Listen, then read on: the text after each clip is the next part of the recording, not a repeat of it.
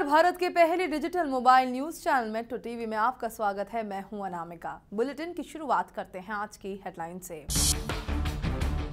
बांग्लादेश आतंकी हमले में भारतीय कनेक्शन आया सामने। इस्लाम प्रचारक जाकिर नाइक के विचारों में प्रभावित थे आतंकी। देश लौटकर 12 जुलाई को देगी सफाई। श्रीनगर और अनंतनाग में ईद की नमाज के बाद झड़प, सुरक्षा बलों पर किया गया पथराव, लहराए गए पाकिस्तानी झंडे, अलगाववादी नेताओं को किया गया है नजरबंद। स्मृति ईरानी ने 2 साल के काम पर थपथपाई अपनी पीठ, बोली जो जनता ने कहा मैंने वही किया। जावड़ेकर ने की स्मृति से मुलाकात। यूपी में डिस्टेंस से बीटीसी करने वाले भी बनेंगे सरकारी टीचर। इलाहाबाद हाईकोर्ट की लखनऊ बेंच ने दिया आदेश, सरकार ने लगाई थी रोक।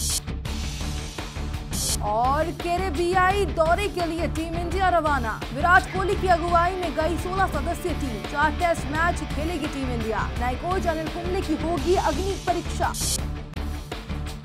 ढाका के आतंकी हमले का भारतीय कनेक्शन सामने आया है। ढाका में 22 लोगों की जान लेने वाले आतंकी मुंबई के एक डॉक्टर और इस्लाम का प्रचार करने वाले जाकिर नाइक के विचारों से प्रभावित थे। एक आतंकी ने सोशल साइट्स पर जाकिर नाइक का वो बयान शेयर किया था जिसमें कहा गया था कि सब मुसलमान को आतंकी बनना चाहिए।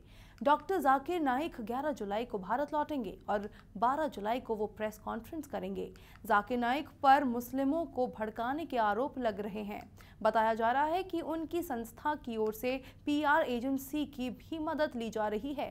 इसके साथ सूचना है कि मुंबई पुलिस की एक टीम उनकी संस्था के कार्यालय पर गई थी। मंगलवार को मानव संसाधन मंत्रालय छीनने के बाद पहली बार स्मृति ईरानी ने इस पर प्रतिक्रिया दी है। ट्विटर पर ट्रोल हो रही स्मृति ने अपने पहले ट्वीट में प्रकाश जावड़ेकर को एचआरडी मंत्री बनने पर बधाई दी है। साथ ही 2 साल के अपने कार्यकाल के दौरान किए गए सभी बदलावों पर अपनी पीठ थपथपाई है। स्मृति ने ट्वीट किया कि उन्हें गर्व है कि नागरिकों से फीडबैक लेने और कई बार सलाह मशवरे करने के बाद नेशनल एजुकेशन पॉलिसी 2016 जल्द ही जारी होने को है। स्मृति ने ट्वीट किया कि बीते 2 साल में एचआरडी मंत्रालय ने जो भी पहल की है या फैसला लिया वो शिक्षा क्षेत्र की बेहतरीन के लिए लिया गया है। इस बीच नए एचआरडी मिनिस्टर प्रकाश जावड़ेकर ने स्मृति ईरानी से मुलाकात की और उसके बाद बताया कि तमाम मुद्दों पर बातचीत हुई। ईद की नमाज के बाद श्रीनगर से झड़प की खबर सामने आई। नमाज अदा करने के बाद कुछ अराजक तत्वों द्वारा पाकिस्तानी झंडे लहराए गए और सुरक्षा बलों पर पथराव किया गया। अनंतनाग में भी सुरक्षा बलों और प्रदर्शनकारियों में भी झड़प हुई। जम्मू कश्मीर में आज ही ईद मनाई जा रही है, जबकि देश के ज्यादातर हिस्सों में कल ईद मनाई जाएगी। इससे पहले प्रशासन ने शांति व्यवस्था बनाए रखने के उद्देश्य से आज अलगाववादी नेता मीरवाइज उमर फारूक, एसएएस गिलानी और यासीन मलिक को घर में नजरबंद कर दिया है। डिस्टेंस एजुकेशन से 2 साल की विशिष्ट बीटीसी करने वाले शिक्षा मित्रों के लिए इलाहाबाद हाईकोर्ट से खुशखबरी आई है। हाईकोर्ट की लखनऊ बेंच ने 2 शिक्षा मित्रों की याचिका पर सुनवाई कर उनकी प्राइमरी स्कूल में टीचर भर्ती के लिए दिए गए आवेदन को वैध करार दिया है।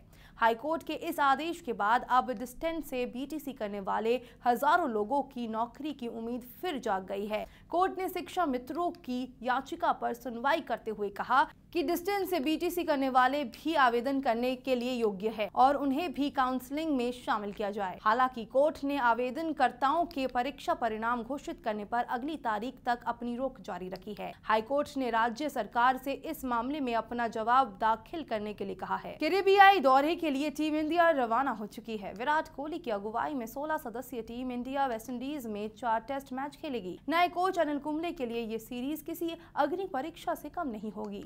टीम इंडिया 9 जुलाई को सेंट किट्स में वेस्टइंडीज क्रिकेट बोर्ड प्रेसिडेंट 11 के खिलाफ 2 दिवसीय प्रैक्टिस मैच से दौरे की शुरुआत करेगी। भारत को इसके बाद इसी मैदान पर 14 से 16 जुलाई तक 3 दिवसीय प्रैक्टिस मैच भी खेलने हैं। भारत और वेस्टइंडीज के बीच इंटुगुआ के विवियन रिचर्ड्स ग्राउंड पर 21 से 25 जुलाई तक पहला टेस्ट मैच खेला जाएगा। भारत ने पिछली बार 2011 में वेस्टइंडीज का दौरा किया था। आम आदमी पार्टी की मुसीबतें दिनों दिन बढ़ती जा रही है। एक तरफ जहां पार्टी संयोजक और दिल्ली के मुख्यमंत्री अरविंद केजरीवाल पंजाब विधानसभा चुनाव जीतने के लिए जोर शोर से तैयारी कर रहे हैं, तो दूसरी तरफ पार्टी के राष्ट्रीय प्रवक्ता आशीष खेतान पर पंजाब में ही केस दर्ज किया गया है। आप नेता आशीष खेतान पर धार्मिक भावनाओं को ठेस पहुंचाने का आरोप है। खेतान पर आईपीसी के सेक्शन 295A के तहत मामला दर्ज किया गया है।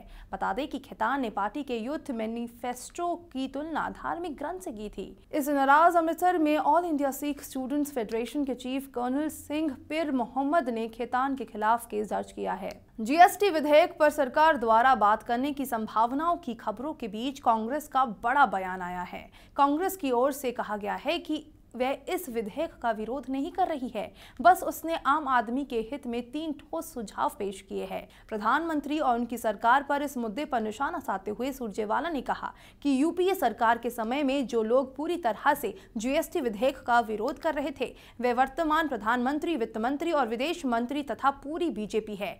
गौरतलब है कि इसी माह संसद का मानसून सत्र इसी माह शुरू होगा।